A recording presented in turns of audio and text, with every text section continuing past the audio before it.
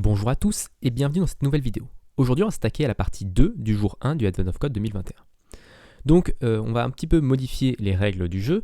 Au lieu de savoir si 199 est supérieur à 200 ou 200, 208, 210, etc., on va devoir faire la somme de chaque triplet. Donc, on va faire la somme de 199, 200, 208, puis la somme de 208, 210, puis la somme de 208, 210, 200, etc., etc. Et après, on va faire le même problème que précédemment, c'est-à-dire avec la nouvelle suite de chiffres, on va savoir si est-ce que ça augmente ou pas.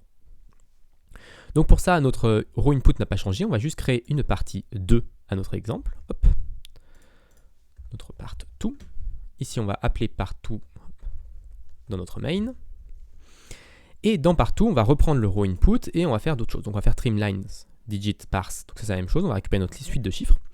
Et par contre, ici, on va devoir avoir un autre... on va devoir avoir un résultat intermédiaire, on va dire.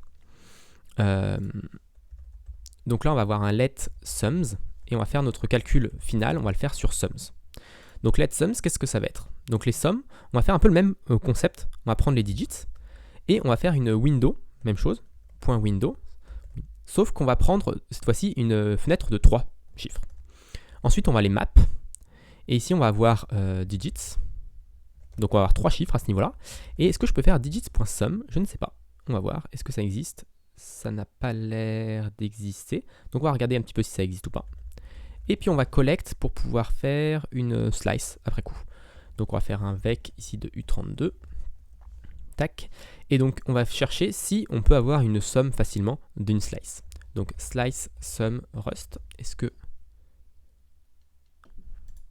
on a quelque chose à ce niveau-là? Tac tac tac, tupper sum. Je pense que la fonction sum doit exister sur une collection. Iterator sum. Donc peut-être un... Ah non, on peut faire un point iter. Donc on peut faire juste un point iter. Point sum. Voilà. Donc là on va faire une somme des 3 chiffres. Alors on aurait pu aussi faire comme on a fait un peu plus bas, digit 0 plus digit 1 plus digit 2, etc. Mais bon, déjà c'est un peu plus long. Et puis ensuite, si un jour on doit passer à 5 ici, et bah, ça c'est un petit peu plus générique, on va dire. Ça fera toujours la somme des 3.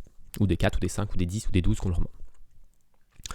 Et ensuite, on fait la même chose qu'on faisait avant, c'est-à-dire qu'on prend notre Windows 2, cette fois-ci, on filtre les éléments qui ne sont pas bons, on garde que ceux où c'est strictement supérieur, du coup, true.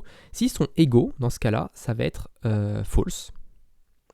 Donc, ils vont être supprimés. Donc là, on va vérifier parce que cette fois-ci, j'ai vu dans l'exemple, ici, 618, 618, et bien là, ils sont égaux, et du coup, on ne fait pas d'incrémentation, donc on ne compte pas 1 pour ça, et donc du coup, c'est bon. S'ils sont égaux, ils sont supprimés, du coup ils ne vont pas être comptés dans le résultat final. Et ici ça va être part 2.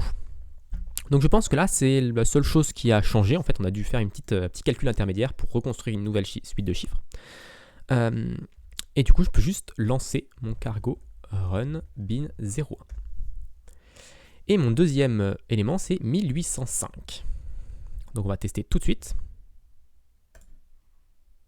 Et c'est la réponse correcte, donc j'ai gagné la deuxième étoile du Advent of Code 2021.